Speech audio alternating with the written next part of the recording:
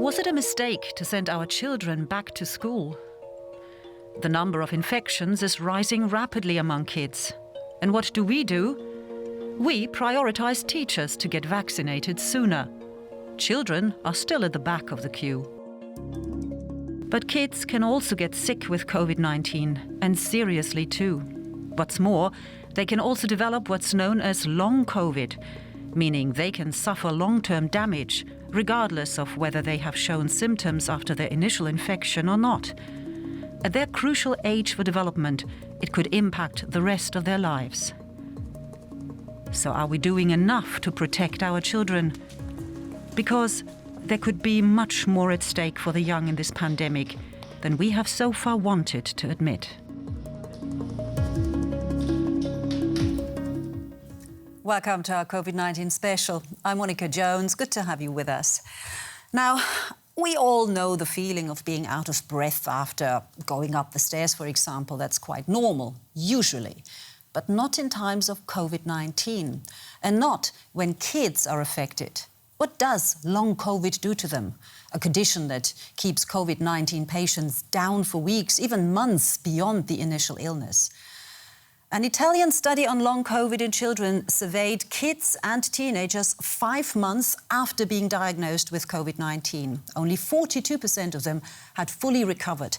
36% showed 1 or 2 long COVID symptoms, while 22% showed at least 3 symptoms. Symptoms such sleep disorders, breathing difficulties, muscle and joint pain, plus exhaustion, headaches, and an overall lack of concentration. Basically all symptoms that ultimately stop kids from being kids, full of energy and life. Frances Simpson is a lecturer in psychology and counselling at Coventry University in Scarborough. She also co-founded the campaign Long COVID Kids, and she joins us now. Good to have you with us. You and your children had COVID-19 last year. When did you know it was COVID-19, given that testing was still scarce?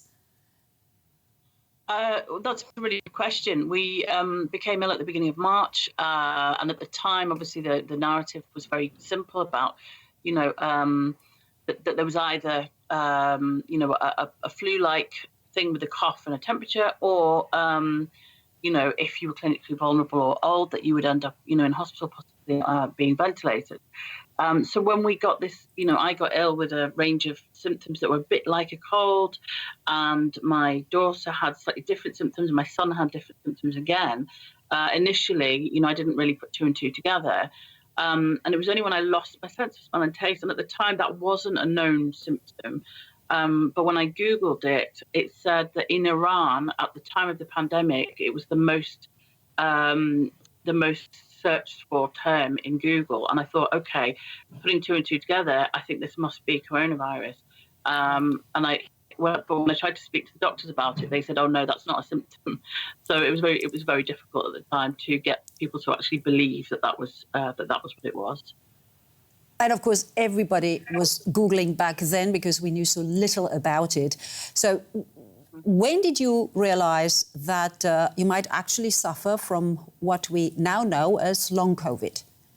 So for me, I just didn't seem to make a recovery. So there wasn't particularly a time. I think after about 6 weeks, I had a brief recovery, and then I was ill again. But it felt very, I describe it as a bit like a roller coaster of different symptoms coming and going, and sort of occasional better days and then worse days. It just felt like I wasn't really getting better, and it felt such an unknown kind of illness because of all these different symptoms. Right. My daughter was really poorly for 6 weeks, and then she didn't really get better. She kind of continued with fatigue, nausea and other symptoms. Yeah, we just saw pictures of your daughter and your son just now, as you were telling us. Would you say that what we now know as long COVID, that it manifests itself differently with children than with adults? Well, we've done some research with long COVID kids, and we've sort of established that actually a lot of the symptoms are very similar. But children do tend to have an increased amount of gastric issues. Quite often, we have found children ending up with, appendicitis, or peritonitis. We see quite a lot of the PIMS-like symptoms, the pediatric inflammatory multi-system disorder.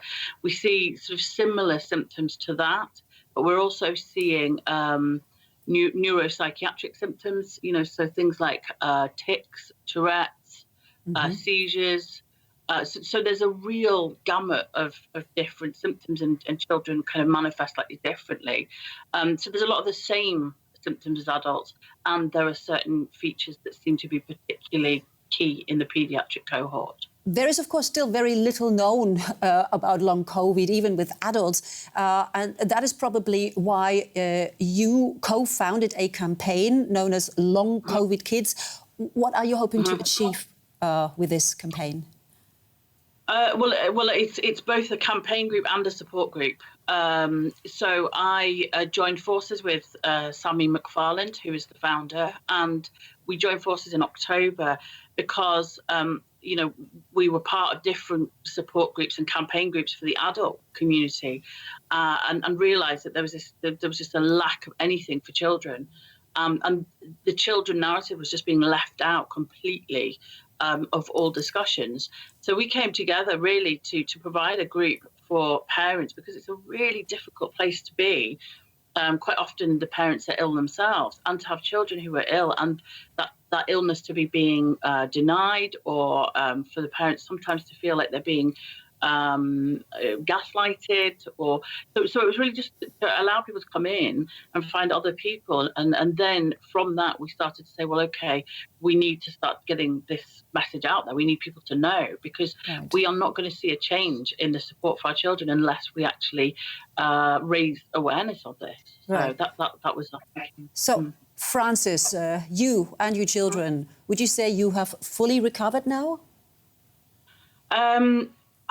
It's difficult to say. I'm much better. The last really, I was really ill until about September, so from March to September, and then I took some time off work and I rested completely. Now I have a relapse probably twice a month of a few days, and I have to go, take myself back to bed, and I have to rest. But I'm quite aware of when. Right. But my children, no, they're not better. They have relapses whenever they do anything that exerts them. They went back to school the last couple of weeks to see how they'd get on, and they've been ill since they finished. Right. Right. Well, Francis Simpson, thank you so much for sharing your experience with us. All the best to you and your kids, of course. Thanks for being on the programme. Thank you. Well, last year, no one dared to hope that we'd have a vaccine so soon. And while most of us embrace this fantastic achievement, we also wonder if there could be any unwanted side effects. It's time for your questions now. Here's our science correspondent, Derek Williams. Could a vaccine cause a positive PCR result?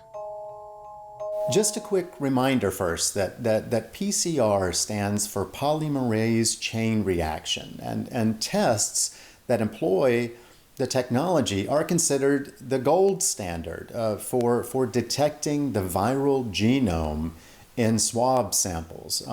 Now, because some vaccines use information from that genome, could they also trigger a positive result?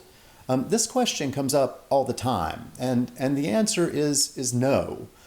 Believe me, if it did, then you would have heard about it, because millions of vaccinated people would have suddenly started testing positive for COVID-19 after getting shots. There would be no way to distinguish between them and asymptomatic carriers. It'd be chaos. But nothing even remotely like that has happened. No, if you get back a positive PCR result, it's almost certainly because you've been infected, even though you might have coincidentally received a vaccine a day or two beforehand. Don't forget that it takes your body around 2 weeks to build up a significant immune response after you've received the first dose of a vaccine. And in that time, people do catch COVID-19, quite a few. I get email from them all the time. The science behind why vaccines can't cause a positive PCR result is fairly complicated, but basically boils down to the fact that none of the currently approved vaccines use a full version of the real virus to kickstart an immune response. Instead, they're based on short, specific stretches from the SARS-CoV-2 genome that actually degrade pretty quickly in cells. They're not detected by PCR, only replicating viable viruses. So if you test positive, it's time to talk to a medical professional. The vaccine is not to blame. And Derek Williams will be back to answer more of your questions again tomorrow.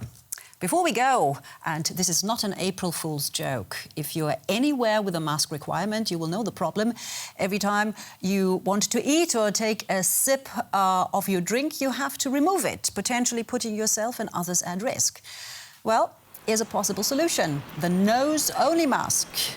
It allows you to take a bite while maintaining at least some level of protection, but zero dignity. It's been invented by researchers in Mexico, where street food is particularly popular. Although it's better than nothing, the WHO points out that a mask that covers the nose, mouth and chin is certainly best. And that's all for this edition of our COVID-19 special. From me and the team, as always, thanks for watching. Stay safe.